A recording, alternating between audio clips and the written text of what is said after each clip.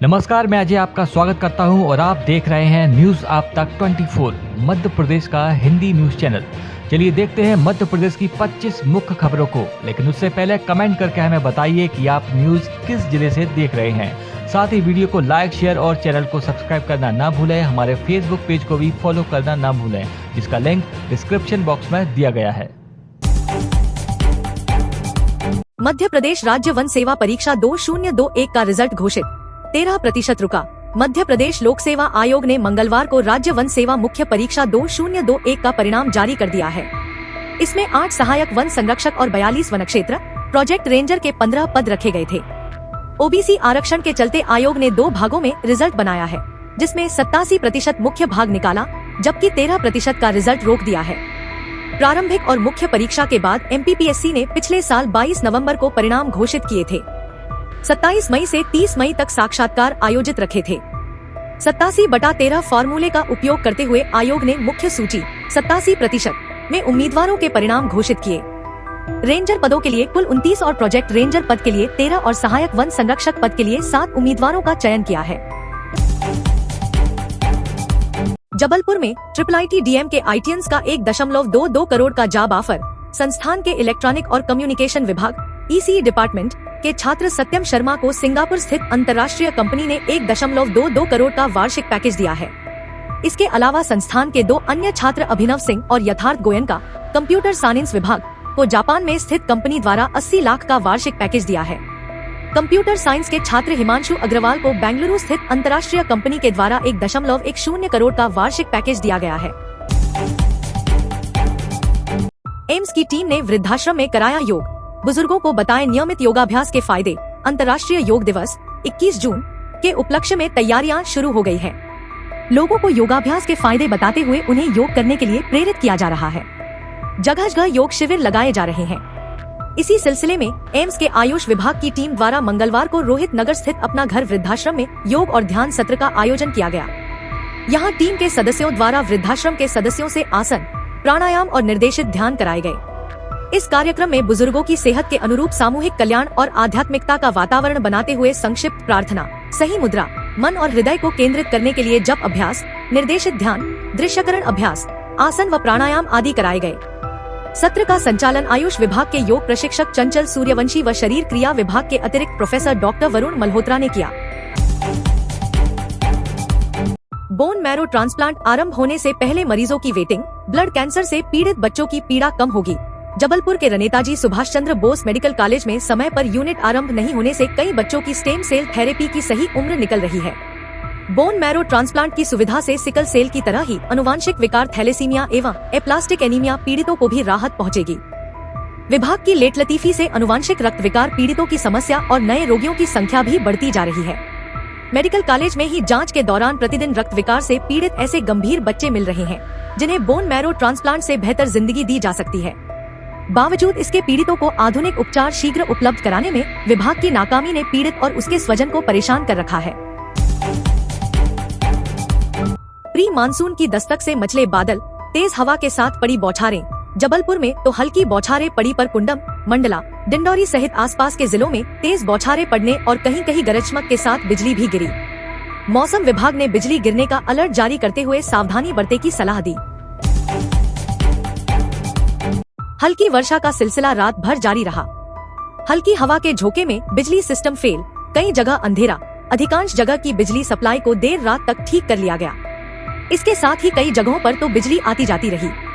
इसके लोगों को बहुत परेशानी उठानी पड़ी। जानकारी के अनुसार मंगलवार की शाम को हवा बारिश की वजह से शहर के कई क्षेत्राएं में बिजली सप्लाई बाधित हुई। IIT-TM में प्रवेश के लिए छात्रों को दूसरा मौका। भारतीय पर्यटन एवं यात्रा प्रबंधन संस्थान में MBA इन टूरिज्म के कोर्स में प्रवेश के लिए इस बार छात्रों को फिर से एक और मौका दिया जा रहा है। यह निर्णय सिर्फ ग्वालियर ही नहीं, बल्कि देश भर में मौजूद IIT-TM के प्रत्येक सेंटर के लिए लिया गया है। पहले चरण की प्रवेश प्रक्रिया पूरी हो जाने के बाद अब दूसरे चरण में प्रवेश के पंजीयन शुरू हो चुके हैं। बता दें कि संस्थान में पहले चरण के लिए प्रवेश प्रक्रिया लगभग पूरी हो चुकी है।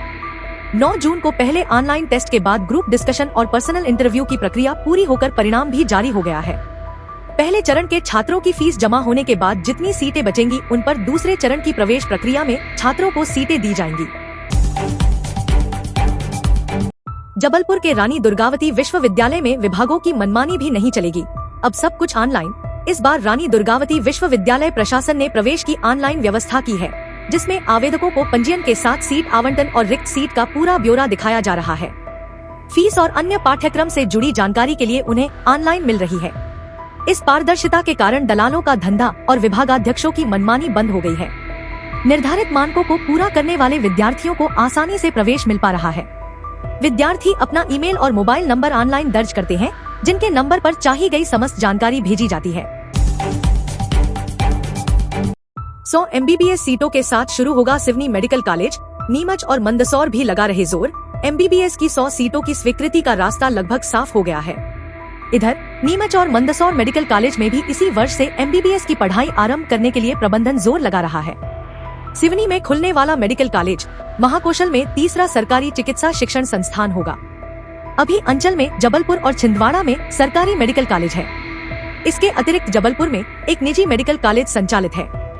संचालित तीनों मेडिकल कॉलेज में अभी MBBS की कुल 350 सीटें हैं। सिवनी मेडिकल कॉलेज खुलने पर 100 सीटें और बढ़ जाएगी। अंचल में MBBS की पढ़ाई करने के लिए छात्र छात्राओं के अवसर बढ़ेंगे। स्कूल स्तर से ही वित्तीय साक्षरता पर देना होगा जोर। वित्त मंत्री जगदीश देवड़ा अगले महीने MP विधानसभा के मानसून सत्र में मोहन सरकार अपना पहला बजट पेश करेगी। इस बजट की तैयारियों के सिलसिले में प्रदेश के उप मुख्यमंत्री व वित्त मंत्री जगदीश देवड़ा ने बुधवार सुबह उद्योग समूह एवं वित्तीय संस्थाओं से जुड़े विशेषज्ञों के साथ संवाद किया। RCVP नरोन्हा प्रशासन अकादमी के सभागार में आयोजित इस संवाद कार्यक्रम में वित्त मंत्री देवड़ा ने कहा कि हमें लोगों की वित्तीय साक्षरता पर ध्यान देना होगा। रबी फसल आने पर निकासी बढ़ती है और खरीफ में जमा बढ़ता है। मंडियों में ट्रांजैक्शन नकद में अधिक होता है। 55% नकद में लेन देन होता है।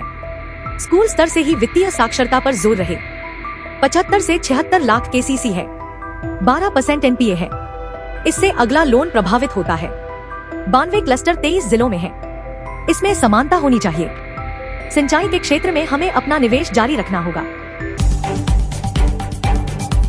इंदौर ट्रैफिक पुलिस का कारनामा। महू में खड़ी बाइक का इंदौर के रसोमा चौराहे पर नियम तोड़ते बना दिया चालान। मोबाइल पर मैसेज आया, 3 सवारी बैठाने पर आपका 500 रुपए का चालान बन गया है। यह मैसेज देख मालिक दीपा दुबे के होश उड़ गए, क्योंकि उनकी बाइक तो महू में थी और चालान इंदौर शहर में कटा। इसके बाद जब उन्होंने ध्यान दिया तो बाइक का नंबर दूसरा था। इस मामले में इंदौर यातायात पुलिस की लापरवाही सामने आ रही है। सही स्लोगन लिखने में केंद्रीय मंत्री सावित्री ठाकुर से हुई चूक। कांग्रेस ने कसा तंज, भाजपा ने किया पलटवार। केंद्रीय राज्य मंत्री सावित्री ठाकुर के बेटी बचाओ बेटी पढ़ाओ स्लोगन फ्लैक्स पर सही नहीं लिखने के बाद कांग्रेस ने उन पर निशाना साधा है। इसके बाद भाजपा ने कांग्रेस पर पलटवार किया है। मामला धार के एक स्कूल का है। मंत्री सावित्री ठाकुर स्कूल चले हम अभियान के शुभारंभ के दौरान धार के ब्रह्मकुंडी स्थित स्कूल में पहुंची थी। उन्होंने स्कूल की घंटी बजाकर अभियान की शुरुआत की। उन्होंने मंगलवार बच्चों के साथ कुछ पल भी बिताए। उसके बाद बारी थी शिक्षा रथ को हरी झंडी दिखाकर रवाना करने की। इससे पहले रथ के पीछे लगे कैनवास पर सावित्री ठाकुर को लिखना था बेटी पढ़ाओ बेटी बचाओ, किंतु उन्होंने जो कुछ लिखा उससे वह खुद ही चर्चा का पात्र बन गई, क्योंकि मंत्री ने लिखा बेटी पढ़ाओ बचाओ। यह देखकर वहां मौजूद अधिकारी और तमाम लोग हतप्रभ रह गए, किंतु किसी ने कुछ भी बोलने की या सुधार करने की जहमत नहीं उठाई। इतना लिखने के बाद सावित्री ठाकुर ने उस पर हस्ताक्षर भी किए। सावित्री ठाकुर ने अपने शपथ पत्र में खुद की शिक्षा 12वीं पास बताया है। कांग्रेस प्रवक्ता के मिश्रा ने इसे दुर्भाग्यपूर्ण बताया तो इस पर भाजपा प्रवक्ता ढितेश वाजपेयी ने पलटवार किया।